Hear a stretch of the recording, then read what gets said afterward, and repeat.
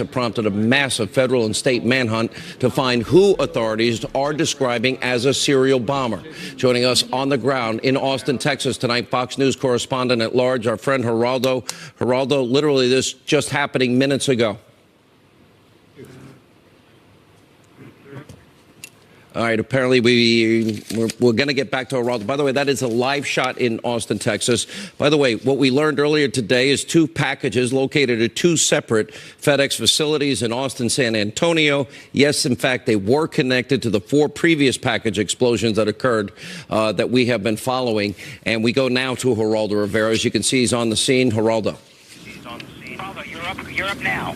Can you hear it? Sean, I got you. It has happened again. Just as the authorities thought they were closing in on the Austin serial bomber with the possibility of having surveillance video from the FedEx and, having the package that did not explode, all leading toward they thought maybe they could identify a perpetrator, could possibly identify a perpetrator. Then suddenly at about 8 o'clock New York time, this happened, another explosion. We think it's a Goodwill.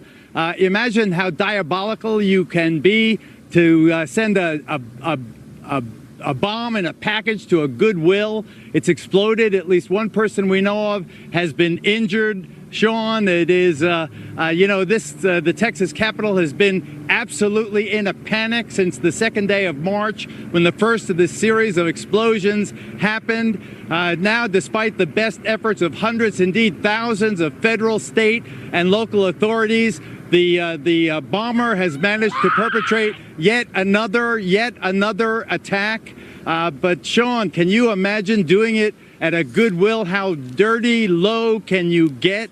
They thought they were closing in on him, and he does this to us, Sean. It is unbelievable. I see all the action going on there behind you. This has been brazen in as much as it is one town. It is one city. What are law enforcement gleaning from that, Geraldo? Because, obviously everyone would be afraid if, in fact, it was moving outside the area. But the people of Austin are terrified for obvious and good reason. They absolutely are. There are total neighborhoods in this town, the Texas Capitol. Again, I remind folks outside of the Lone Star State, the Texas Capitol, there are neighborhoods that are on lockdown.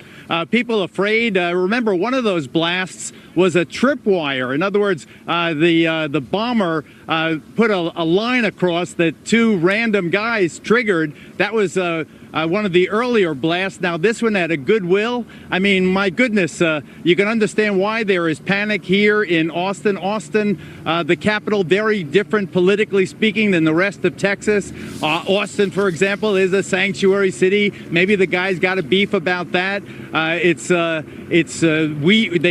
They styled themselves as let's stay weird, a cool town. Obviously the main campus of the University of Texas is here. Back in the 60s, you remember Whitman, the Texas Tower, first of the mass murderers. So they're no stranger to these kinds of tragedies, but it's been half a century. Now you get this here in Austin. They had the South by Southwest festival here, Sean, just concluding now. Maybe it had something to do with that. All we know is that, for goodness sake, here he is again, despite the best efforts of the United States government, the government of the state of Texas, and the city of Austin, and all the ATF agents, all the FBI agents. He has struck again by leaving a package. Can you imagine? I just can't get past that, Sean. Leaving a package at a Goodwill where he knows that disadvantaged people will be picking it up and entering. Let me bring our... You can't get any lower than that. Let me bring our audience up to speed as you look at these pictures. A new explosion in Austin, Texas. If you're just joining us and you're just following us, and emergency teams responding to this new report inside the Texas Capitol at a Goodwill store in the southern part of the city. Austin police urging residents, please avoid the area. Here's what we know about the timeline as it relates to the serial bomber. The first explosion, March 2nd, killed 39-year-old Anthony Stephen House after a device exploded on the front porch of his Austin home. Then the blast was investigated initially, suspicious death, and then later, of course, they determined this was, in fact, a homicide. 10 days later, Similar incident reported 12 miles from where the first incident happened. 17-year-old identified Draylon Mason. He was killed. His mother was injured after a package exploded inside of their home. And then hours after that second explosion, well, then police reported yet a third blast, confirming that at least one elderly woman was injured. Then the night, just going back a number of nights ago, March 18th, well, then a fourth explosion triggered by what we thought, and this was difference in terms of the way that the bomb was put together, they expect triggered by a tripwire, and two men in their 20s suffering non-life-threatening but severe injuries in that blast. And then we have, of course, what has happened here tonight. Geraldo, we're going to get back to you in just a few moments. Trace Gallagher is standing by from the West Coast in our newsroom out there with the latest. And what do we know at this hour, Trace Gallagher? Sean, I just want to pick up and kind of piggyback on the reporting that Geraldo is doing. The goodwill that he's talking about is in the southwest part of Austin, and we're now being told by the local media there that apparently the victim was looking in the donation bin of that goodwill when he found that package, and it did explode. We've got local police, FBI, and ATF are now on scene. We're told the victim is a 30-something-year-old male who suffered potentially serious but not life-threatening injuries, and now the Austin Statesman is also reporting that authorities may have found a second unexploded bomb at the very same Goodwill. Now, if that proves accurate, that would be the fourth bomb found today and the second one to explode. The first explosion, as you mentioned, happened earlier at a FedEx center in Schertz, Texas, outside of San Antonio, and we have now confirmed that another bomb was found at a FedEx store in Sunset Valley, which is an Austin suburb. Now, GOP Texas Congressman Mike McCall says the surveillance video from that Sunset Valley FedEx store may show the suspect, and that is critical because this bomber is on a rapid clip. Consider that Unabomber Ted Kaczynski was behind 16 bombs over 18 years.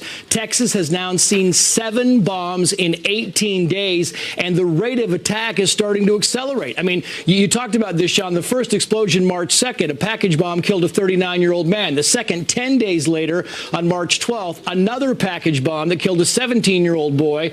And then there were 5 bombs in 8 days. The explosive devices themselves have been different. Geraldo talked about that tripwire. But investigators believe the bombings are linked, though the motive remains unclear and a certain pattern has yet to be determined. But if we showed you a map, the first 2 bombs went off in East Austin. The next explosion happened in Northeast Austin. And now you have 2 explosions in Southwest Austin, which pretty means the city has been surrounded. The first 4 victims were black and Hispanic, leading police to initially consider this a hate crime, but the next 2 victims were white, and we still do not yet know the ethnicity of the latest victim. You talk about the residents being on edge. In 24 hours, Austin police got 420 suspicious package calls. They've gotten more than 1,200 in the past week. 19 days in, still no message from the bomber, but now we find that a Goodwill store in the southeast part of Trace, Austin, Texas,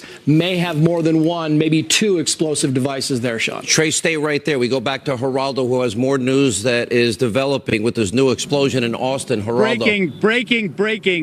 Breaking news, Sean. Breaking news. As the helicopters are overhead, the Austin Police Department have just tweeted out, quote, there was no package explosion in the 900 block of the 9,800 block of Brody Lane. Items inside the package were not a bomb, rather an incendiary device. I repeat, an incendiary device. At this time, they have no reason to believe that this incident, the incendiary device, is related to the previous package bombs. So I am very, I don't understand it. Could this be a second attacker, a second how do we bomber, this one with an incendiary device? How do we interpret what an incendiary device is? What does that mean? Well, I would imagine like a flare or,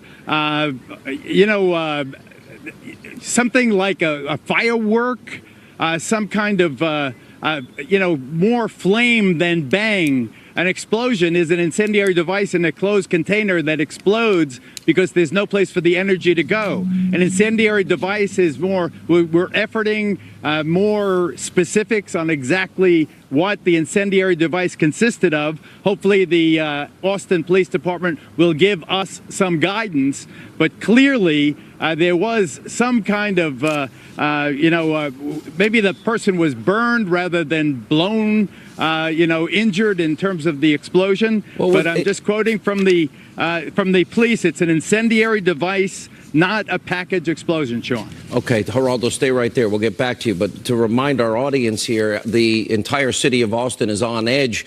Earlier today, 2 packages located at 2 separate FedEx facilities in and around Austin and San Antonio literally connected, that they have connected earlier today to these previous bombings. So we definitely have a serial bomber on the loose here. We'll go back to our video here and just take a look. You can see the entire city of Austin on edge tonight. Joining us now, NRA TV contributor, former Secret Service agent Dan Bongino, former FBI Special Agent Manny Gomez, Fox News national security strategist Sebastian Gorka, former D.C. detective, police detective Ted Williams. I'll start with you, Dan Bongino. I had the opportunity, a guy that literally worked, Terry Touche is his name, former Deputy Assistant Director, Counterterrorism Division, FBI.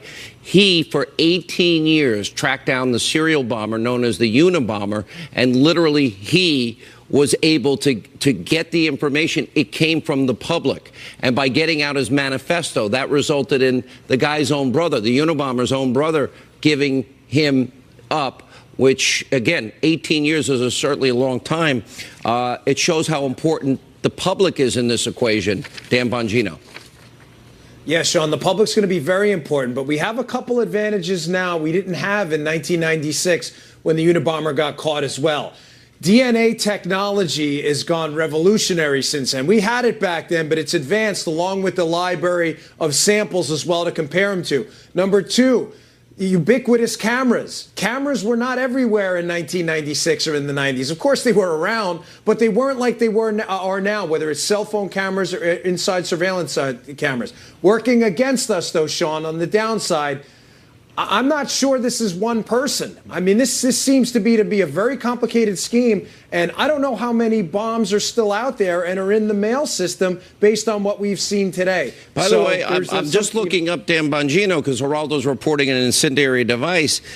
It's still a bomb to start a fire when you look it up. And that's just, anyone can just go Google and see it. By the way, Dan, the president has spoken out. He's talking about the bombings in Austin are terrible. Local, state, federal enforcement are working hand in hand. Here is what the president said, speaking on this earlier today. Gomez, let me ask you this. This is a very tough job for the FBI. Absolutely. But we have a couple of things that have happened. Today, with this tripwire, that makes a difference.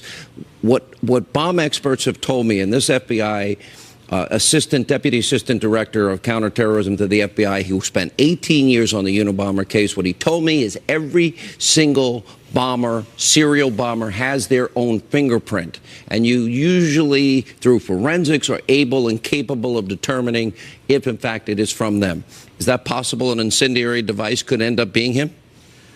Well, the incendiary device that we just discovered a couple of minutes ago, actually, could be a copycat, but obviously it was done for nefarious reasons. What would an incendiary device be doing at a Goodwill store? And it could makes no sense, right? Absolutely not. Could it be a copycat that doesn't have the sophistication of our serial bomber, but is trying to get in the game, if you will? Possibly. Could it be the serial bomber trying to try different methods? Possibly. The good news is that we have a device that hasn't been detonated. Well, we have 2, because one of the devices also from earlier today didn't go off, right? Correct. So we have these devices that they're going to take to the ATF lab in Virginia, totally trace, totally take apart, see how they work. And like you said, they have a signature. And by that signature, they're going to learn how sophisticated is this device, and how could this person learn how to make this device? Was it taught in ordnance school in the military? Was it taught in law enforcement? Listen, years ago, I read the Anarchist Cookbook. We put that on the air. Anything you want to learn is literally on the internet today, which should scare the living daylights out of anybody. Absolutely. Dr. Gorka, let me go to you. This is domestic terrorism we're talking about. I know we talk a lot about Islamic terrorism, but terrorism is terrorism. And this particular serial bomber is now terrorizing the state of Texas, and more specifically the city of Austin, and now the city of San Antonio is literally hanging on the edge as well.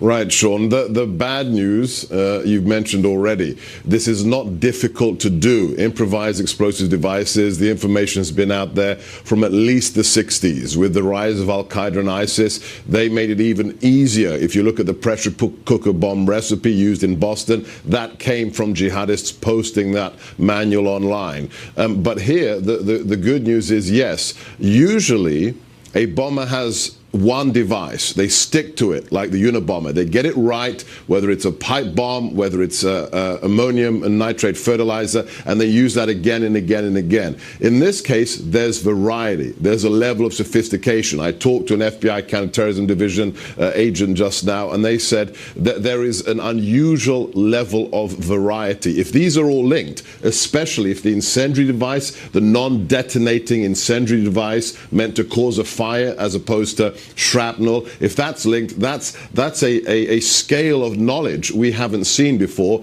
and that will lead us to potentially identify the kind of individual behind it, or individuals, the skill sets they have. That narrows it down. But at the end of the day, Trace was absolutely right. An unusually high operational tempo. We very rarely see this. Outside of insurgencies, we very rarely see multiple attacks in just the space of a few weeks. So everybody's going to be working overtime in Austin. You know that, Sean. Yeah, thank you, Sebastian. Stay right there with us as well. Joining us now, Texas Attorney General Ken Paxton is with us. Mr. Attorney General, thank you for being with us. I have so many friends down in Texas, even in the Austin area. Our prayers go out to you all. This is becoming a very precarious situation for everybody. You got 4 confirmed today. An incendiary device tonight at a Goodwill shop doesn't make a lot of sense to anybody. Your thoughts, sir? Well, first of all, thanks for having me on. Yeah, it's very difficult. This is totally unexpected in Austin. This is not the way our community operates. And I think people are in shock that we're having to deal with this in our state and in the city of Austin. So we certainly appreciate the prayers and the support of the rest of the country. Yeah, where are we in the investigation as far as there any details you can give people? What about the idea that every serial bomber has his own signature or her own signature? Well, first of all, I had the opportunity to meet with President Trump today and thank him for the 500 federal law enforcement officers that are out there helping us, including 400 FBI agents, 100 ATF officers. We obviously have our own state police, my office involved, and there's a lot of people looking for this guy. And I'm telling you, we're going to find this guy soon. And the fact that he has changed things up has made it a little more difficult. As your previous guest was talking about, it's pretty typical for them to have a signature. But in this case, he's changed things up and made it more difficult for us to figure out who he is. Ted Williams, let me go to you. Your years as a detective, where are you tonight, especially in light of the 2 confirmed bombs that they had? And how valuable is the one that did not explode today?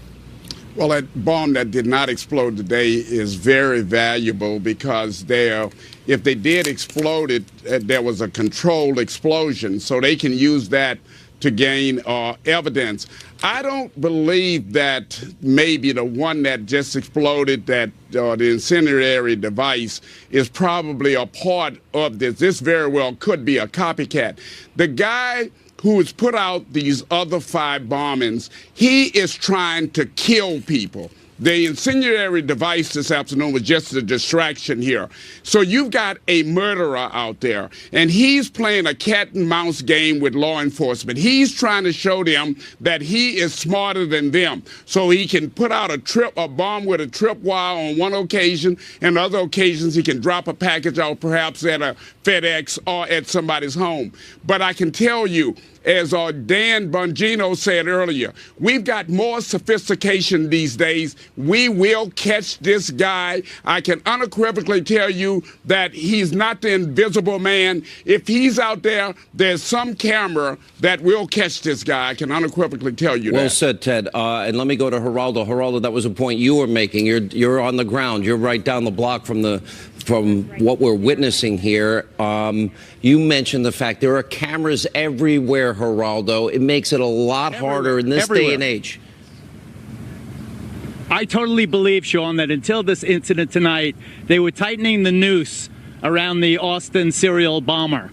There is, according to Mike McCall of the House Homeland Security Committee and other local officials, they not only have surveillance video that could possibly identify the person, but they also have confirmed that all of the incidents until this one tonight were linked, same perpetrator or perpetrators. Now this, identify yourself please, ma'am, and tell us where you live, and I understand you've been touched by this twice now. Yes, my name is Sandy Orange. I live just right here, catty corner from the Goodwill that was hit today. I also work about 5 minutes away off McKinney Falls Parkway where the FedEx location is. My goodness, that's two strikes. How do you feel in terms of, it's so random, anyone could be victimized by this person. It is so random. We were at my daughter's school at a cheer meeting tonight when they announced the bombing and let us leave.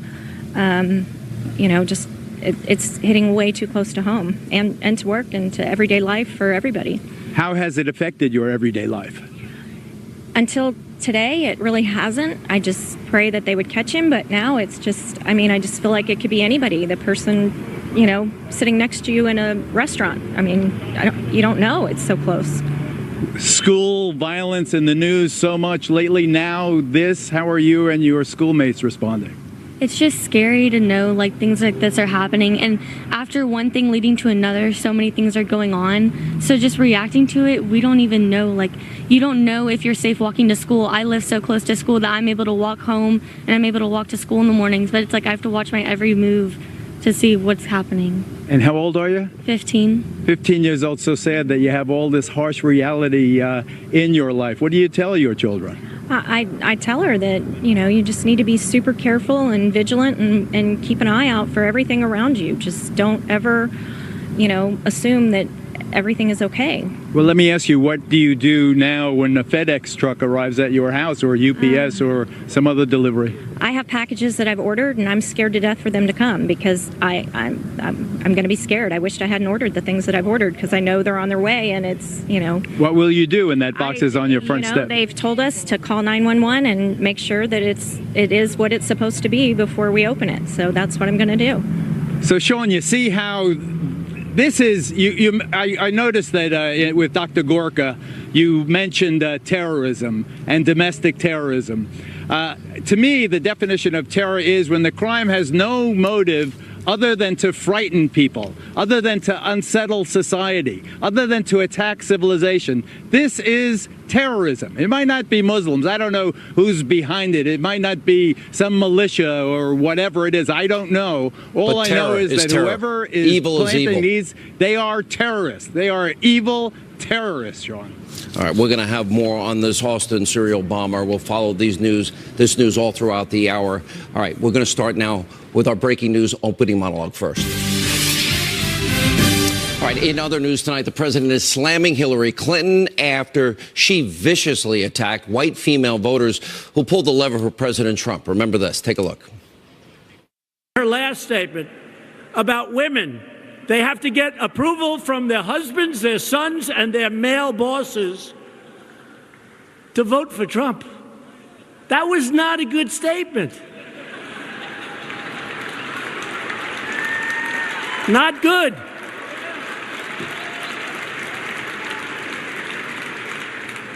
You notice how fast the Democrats have run from these statements now? They are disavowing those statements like I've never heard before. She's wrong. People that were her biggest supporters are now saying, what is she doing? Why doesn't she just go home? But that was not a good statement. Very pathetic. Of course, Hillary Clinton can't stop talking and complaining about her stunning election defeat, blaming everybody. And she is once again attacking President Trump. Here's what she said in a recent interview. Pathetic. She needs to get over it. He has undermined the office and used it to enrich himself and his family. Disregarded laws, ethical standards. He's crossed into a territory of behavior and actions that are unpredictable, that are erratic, that are undermining the stability of the global order. Pretty outrageous. Really, Hillary, you want to talk about enriching yourself? Did you forget about the $145 million that poured into your family foundation, Bill doubling his speaking fees in Russia as it relates to, and giving the speech from Vladimir Putin and the Uranium One scandal? I have some free advice for Hillary Clinton. You may want to stop talking. There's a lot of news coming in your direction. All right. Also breaking tonight, huge news to tell you about Mr. Deep State himself, James Comey, and other corrupt government officials. They should be very worried tonight. Politico is reporting the House Judiciary Committee Chairman Bob Goodlatte. He is now getting ready to issue a subpoena for documents that the DOJ Inspector General has about the corrupt FBI Clinton email investigation. 1.2 million documents. This is significant because the Deputy Attorney General, Rod Rosenstein, well, he's been doing everything within his power to not let the public, not let Devin Nunes and the House Intel Committee and the Judiciary Committee have access to this information. Now, the DOJ has been stonewalling congressional oversight every single step of the way. Now, why is that? Why doesn't Rod Rosenstein, why doesn't the Department of Justice want you, the American people, congressmen, it's their job to do oversight, to see all of the documents related to how poorly the Clinton email investigation was and what corruption may be underlying all of this? Now, it is because we've already known that the fix was in, that investigation was rigged. We know James Comey, Peter Strzok, Lisa Page, Andrew McCabe, and other people, senior FBI officials. Remember, they were writing Hillary's exoneration months before they interviewed her and 17 other witnesses. I don't know any investigation that is handled that way. So is there a smoking gun? Is there evidence they don't want you to see? I would assume the answer is yes. Now, remember, Rod Rosenstein is the guy, he was begging Paul Ryan to stop Devin Nunes in Congress and the Intel Committee from getting the documents that showed severe FISA abuses. And, of course, the Clinton bought and paid for dossier. It's Paul Ryan. He did not give in to Rosenstein. Otherwise, if he did, there would be no Nunes memo. There would not be a Grassley-Graham memo, and we would not know anything about the Clinton bought and paid for dossier that was used to lie to the FISA court. Remember, the DOJ, the FBI, they lied to that FISA judge, well, actually 4 judges, to get the warrant. And then, of course, the extensions to spy on Trump associate Carter Page and subsequently the entire Trump campaign. And Rosenstein, he's rotten to the core because he's tied into all of this. He is doing the bidding of deep state actors. Rosenstein actually signed one or more of those FISA applications in case of the renewal. And in other words, the bulk of them were made up of the dossier. What does Rosenstein have to hide here? Why is he protecting all of his friends? Why does he have all of these conflicts of interest? And how can he be the guy that appoints Mueller and involved in the investigation when he himself engaged in potential wrongdoing? Think about that. Now, why does the Attorney General, Jeff Sessions, he had to recuse himself? Rod Rosenstein, okay, he renewed the FISA application. He knew Hillary bought and paid for it. He knew the judges were being lied to. But then he gets to appoint his BFF, Robert Mueller, to be the special counsel. All of this is why we need a second special counsel. These people cannot investigate themselves. And as for those Clinton email records, the DOJ Inspector General, Michael Horowitz, remember, we're waiting on his report. He has gathered 2 million documents, some of which are all related to this corrupt email investigation and probe. And by the way, guess how many of the 1.2 million documents Congress has been able to see? Only 3,000. Now, that is 0.25%. Well, you call that stonewalling 101. That is the deep state desperately protecting the deep state. But unfortunately, there are some members of Congress who believe in their role in oversight. There are a few journalists who actually care about truth and justice and equal application under the law and the Constitution. People willing to put themselves out there and follow the truth, the facts, the evidence. All right. Also brand new tonight, House Majority Leader Kevin McCarthy, House Majority Whip Steve Scalise. They are joining now the chorus that is now finally calling for what we have been calling for, the appointment of a second special counsel. The facts, the evidence of wrongdoing and lawbreaking are incontrovertible and overwhelming. Here is what Congressman McCarthy is saying. Let's take a look. So we know that McCabe has lied by the independent inspector general found it, and now he's saying about Comey may have lied as well. So I don't think this is the end of it. But that is why we need a second special counsel. And I give Chairman Gowdy and Goodlatte a lot of credit and all those members. They sent that letter to Jeff Sessions. He is looking at it. But we need the ability, because an inspector general does not have subpoena power outside of the direction. So we need somebody to look at this, and not from the inside, because you can't trust what's happening right now. Well said, Kevin McCarthy. And Congressman Scalise, he is out with a statement. It reads in part, the credibility of the Mueller investigation will be in doubt unless we get to the bottom of the many serious questions regarding the FBI's handling of their investigation of the Trump campaign, as well as their investigation, or lack thereof, into Hillary Clinton's negligent transmission of classified material over her unauthorized email server. That's why I agree with many others. That's why we need the appointment of an additional special counsel who, unlike Mueller, has the authority to look into potential abuses of the FISA system. That allowed the Democrat-funded Steele dossier. Oh, I thought foreigners weren't supposed to impact our elections with Russian lies. But anyway, to serve the basis for the initial FBI investigation. Congressman Scalise, Congressman McCarthy, Graham, of course, and Grassley, and Tillis, and Cornyn, they're all now saying what we've been saying. Now, this goes along with every single thing we've been trying to report to you. This is why this is needed, a second special counsel. Now, Robert Mueller, interestingly, he's best friends with James Comey, and he's buddies with Rod Rosenstein. He cannot be expected to honestly investigate scandals that his friends are directly involved in. Comey is at the very center as it relates to the Clinton email fix, rigging the investigation. And Comey said that the Clinton dossier was salacious and verified. He said that in January 2017 to then President-elect Donald Trump at Trump Tower. But months before, in October 2016, he was using that same dossier, the one he said in January of 2017 is unverified and salacious, to get the warrant to spy on Trump associate Carter Page, and hence the Trump campaign. And then Rod Rosenstein, like Comey, he signed off on one or more of these FISA renewal applications. It is one massive, huge, deep state conflict of interest after another. Now, they're protecting themselves. They're trying to preserve their own power. We cannot allow this to happen if we want law and order to reign in this country, if we want to be a constitutional republic. We've got to investigate the investigators. We've got to literally drain the swamp and the sewer. And that brings us to our special investigation. Who is Robert Mueller? Everybody says he's the greatest guy in the whole wide world. Just trust us. Well, members of Congress, the mainstream media, they've been trying to convince you, the special counsel, he is beyond reproach. Sort of like climate change. Oh, nobody disagrees with us. No scientist does. That's not true either. Mueller is the utmost man of integrity. Well, we've been doing some digging, and we found some things you need to know about. And tonight we're going to tell you who Robert Mueller really is. There's a brand new report from investigative reporter Sarah Carter. Robert Mueller's career has been anything but impeccable.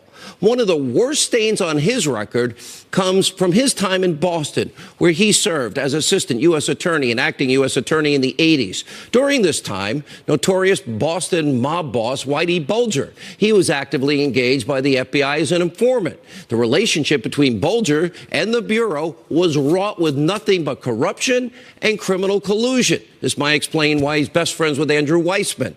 Now, Bulger's FBI handler, a guy by the name of John Connolly, actively covered up for many of the horrific crimes that were committed by Bulger and his associates, including one instance where 4 men were wrongfully framed and convicted and imprisoned for decades, all for a murder it turns out they did not convict.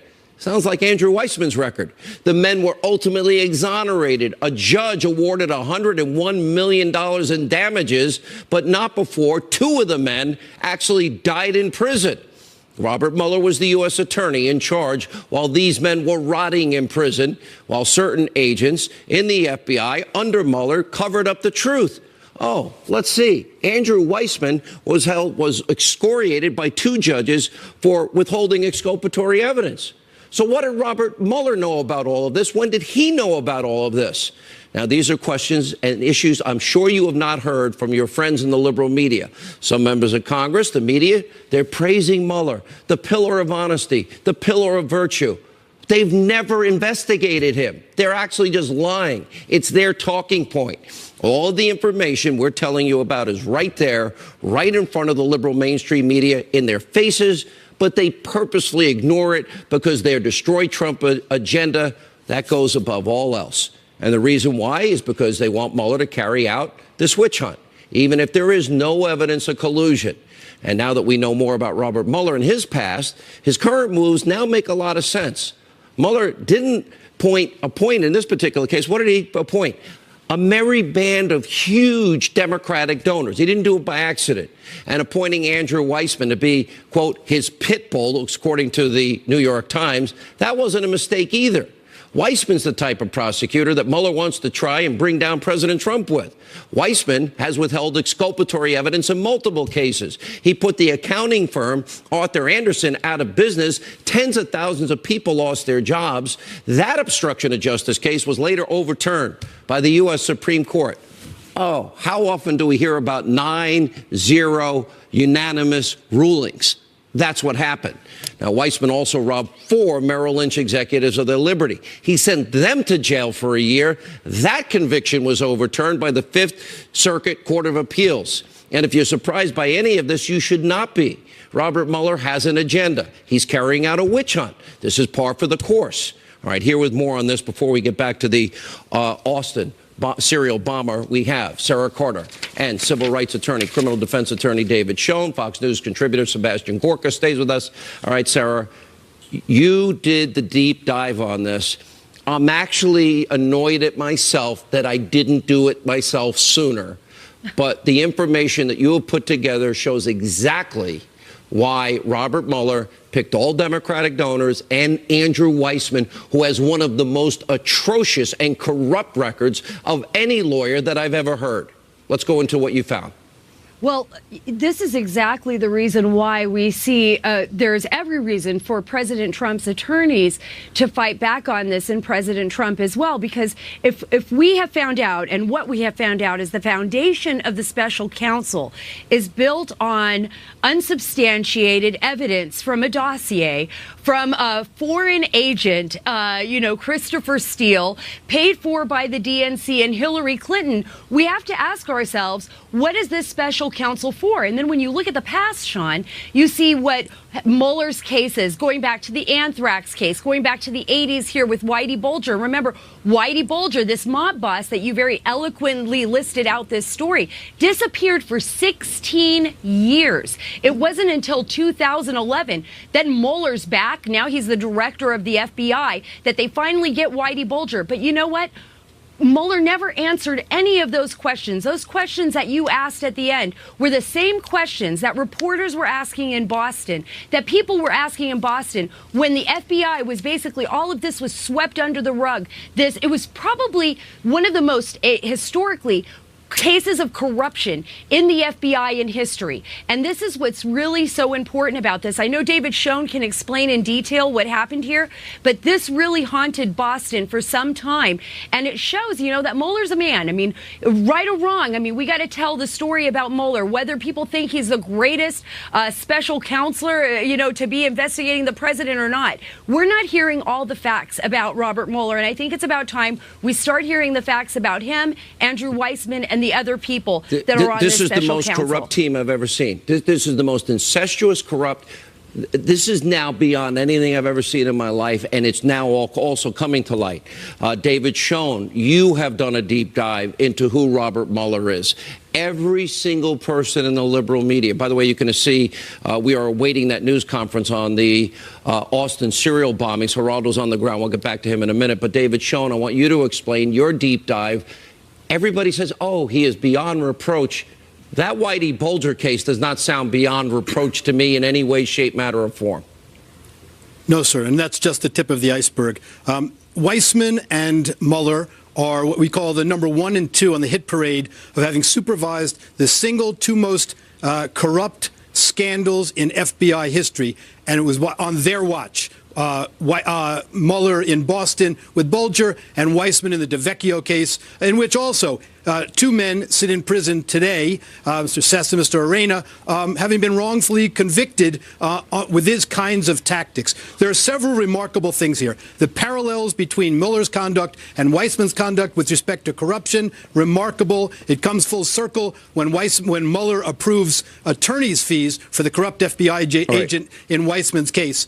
David and Sarah, yes. I apologize. We are doing a deep dive into the into the special counsel Robert Mueller every night this week. But we've got to get back to the serial bomber that's going on in Austin, Texas.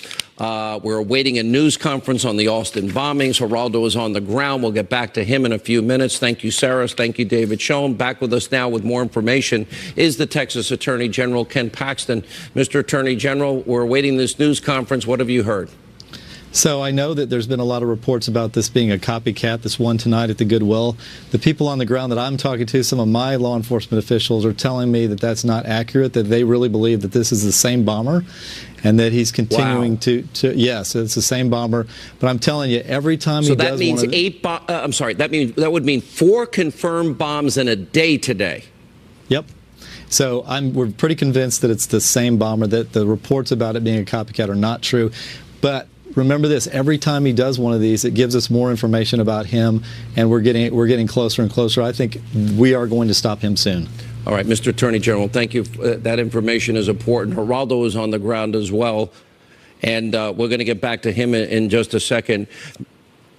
And Manny, let me ask you, I mean, when you hear that, yeah, everything that we've been hearing, you know, it turns out this would be 4 bombs in a day. He's accelerating these attacks. What do we glean from that? Well, we glean that he wants the attention. He wants the attention. Law enforcement did a very wise move yesterday in asking the bomber himself in the media, please come forward, communicate with us.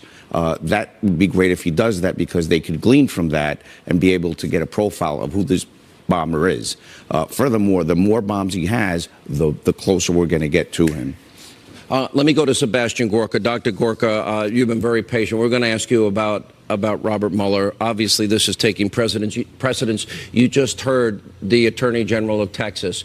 It looks like, in fact, they do believe that what was, for just a short time, reported as an incendiary device ends up 4 bombs in a day.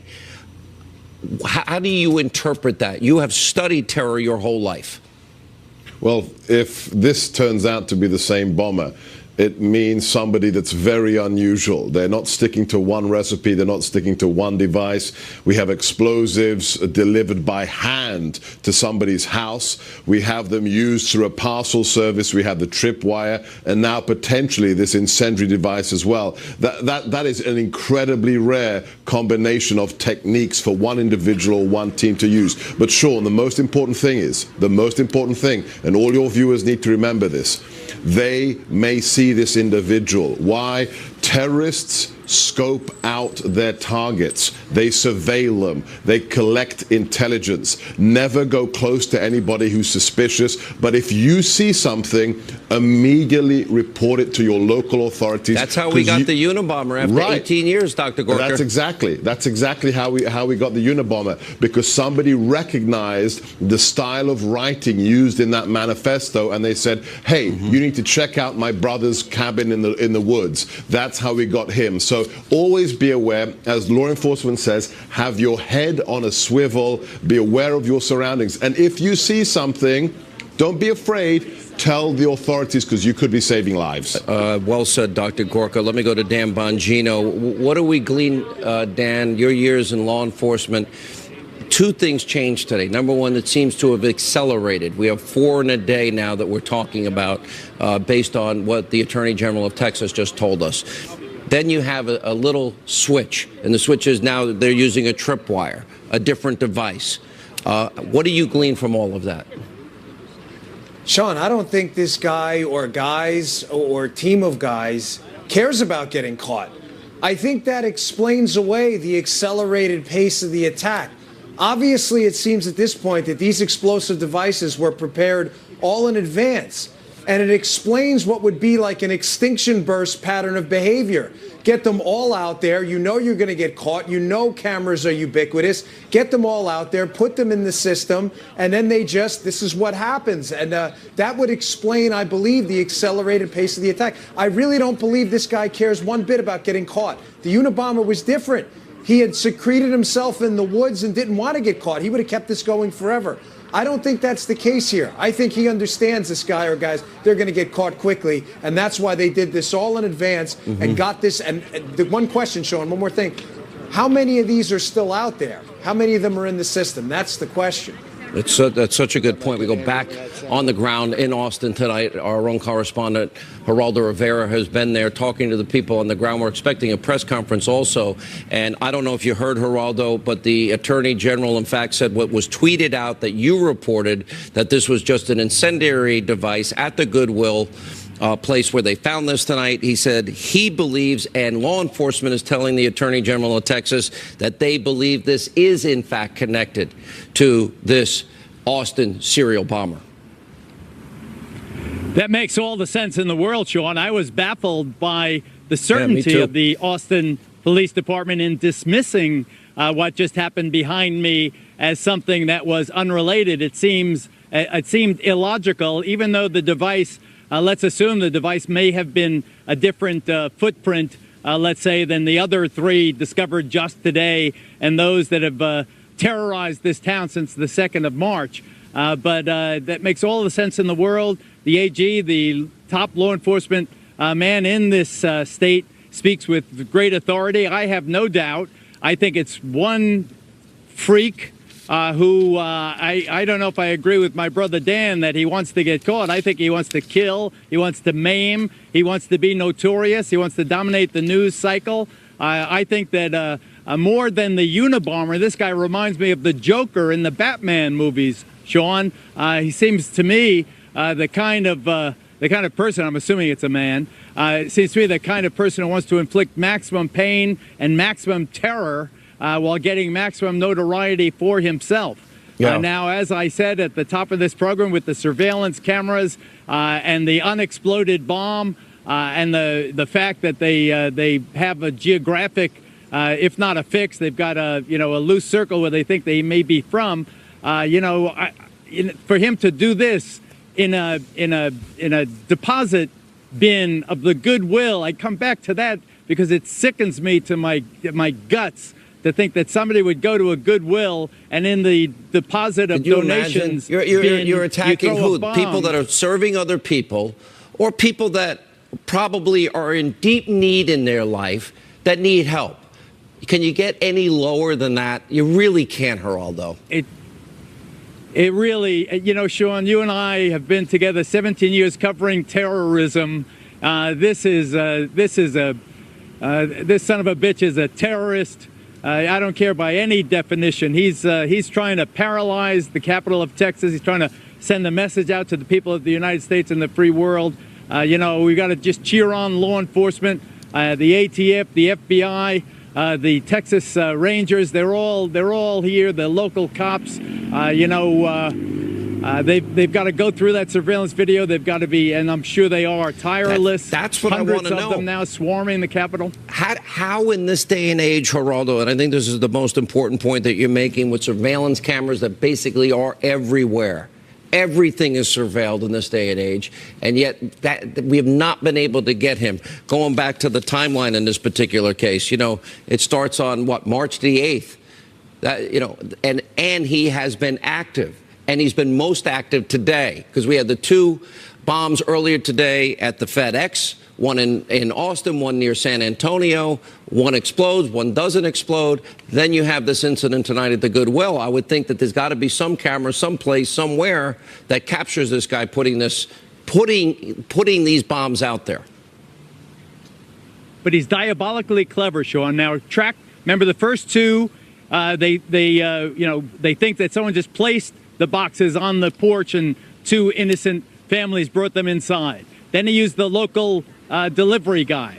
Then he went to FedEx. Now it's the Goodwill. It's almost as if any place that has a cardboard container is in peril in and around the capital city of the great state of Texas tonight, Sean. Let me go back to the Attorney General of Texas, Attorney General Paxton. Let's go back to your sources. For a brief moment tonight, we were told, oh, this is only an incendiary device. They don't believe that this was connected to this Austin serial bomber. But in fact, your sources say you believe it is connected. Yeah, they say that there's nothing to indicate that this isn't the same person doing it. Now, obviously, we're concerned about copycatters. That can happen in anything like this. But everything that they think, look, it's all somewhat speculation, but everything that they've looked at tells them that it is exactly the same bomber. It didn't make sense what an incendiary. I'd never heard that term before. And when I looked up what incendiary device is, I'm like, okay, that sounds like something that can be. It's a bomb. It's a bomb. That's what it is. It's a bomb. Yep. And it was put in a goodwill place. And the escalation of bombs indicates to me that now he's acting really reckless. He wants to dominate the media. And I wouldn't be surprised. He will get caught because, like you said, there's cameras that are ubiquitous, especially in the goodwill. Especially in FedEx. How did he FedEx that? He had to have a credit card, pay, put it somewhere. They must have video on this person. But more importantly, just like they caught the Unabomber, somebody has to know something. Yeah, they always know something, and nobody says something. Somebody has to know what this guy is doing. I agree. And Dan, from your law enforcement experience, I think Manny's dead on here. And that is that this guy now, he seems to want to be in the news. The acceleration that we have going on here, but that probably gives us more opportunities, as scary it is as it is for the people of Austin, to at least figure out who this might be. Yeah, Manny used a word here that's key, Sean, reckless. You know, when we were investigating presidential assassins, you always put your mind in the mind of this guy. If you're a bomber looking to stay out of jail right now, you don't engage in this accelerated pattern of attacks. You're exposing yourself. Why is he doing that? I believe because in his triaging of goals, goal number one is chaos. And goal number one is to inspire terror. I don't think he wants to get caught or else he would surrender. What I'm saying is, I don't think he cares. I don't think he's worried about winding up in jail at all, whereas some others genuinely want to stay out of jail. Manny, you wanted to jump in. This guy's goal, guys, is chaos. Yeah. Now, what makes this guy extra dangerous is his recklessness, and he will be caught in due time. My concern is when they zero in on where he lives, that entire place will be booby-trapped. And my concern is for law enforcement. For law enforcement going in, well, and for the neighborhood. Tripwires. Now he's a little more sophisticated. So but when they find him, my concern is he's going to want death by cop. He's going to go out in a blaze of glory, literally and figuratively. But he's going to try to take as many first responders. It is a great reminder because I know law enforcement, they're so committed to their jobs. Broward County was the anomaly. And that is a good admonition and a good warning to all our friends in law enforcement, the FBI. And remember, I've always have the greatest respect for rank and file, not these guys in D.C. that have abused their power. That's a small portion, the 99.9% that put their lives on the line every day. Let me, if I can, go back to Dr. Gorka. When you see an acceleration like this, it seems like this guy is sensing they're closing in. He wants to create as much havoc, terror as possible. Do you also think that there's something about him seeking some type of notoriety? The most important thing when you're analyzing is not to mirror image. Don't put your thought processes onto this person, because this person is either a psychotic, he's either a terrorist, or he's somebody who doesn't think the way we do. I think Dan's absolutely right. If this is one person, then this is a series of attacks that's been prepared for a long, long time. You can't deploy. Let me interrupt you. A good friend of mine, Steve Molsberg, a friend of mine, sent me this thing in the Daily News that just broke. That social media, there's a user that's claiming, and it's written in the Daily News, that is literally claiming that to be behind the bombings that have terrorized Austin now in recent weeks, vowing he won't stop until he becomes as prolific as the Zodiac killer. Again, I can't confirm this. It is in the New York Daily News. My intention is not to kill people. I'm doing this simply because I want to watch the world burn. Someone using the handle Austin Bomber posting on one of the prominent websites today, and the anonymous user making a string of disturbing messages in which he is comparing himself to the Zodiac case, and that's the serial killer who never, you know, was identified or caught, though he'd murdered at least, 5 people in California going back to the 60s, early 70s, if my memory serves me well. If this is the same person, or if this person just continues to accelerate their attacks, here's the good news, Sean. He will make mistakes, and he is going to expose himself to more vulnerabilities, whether it's on camera, whether it's just a very, very vigilant cop or security guard or just Joe Public, and he will be caught and he will be neutralized. Let me go back to Geraldo on the ground in Austin tonight. Geraldo, that's an interesting point. You and I have read the Daily News every day of our lives.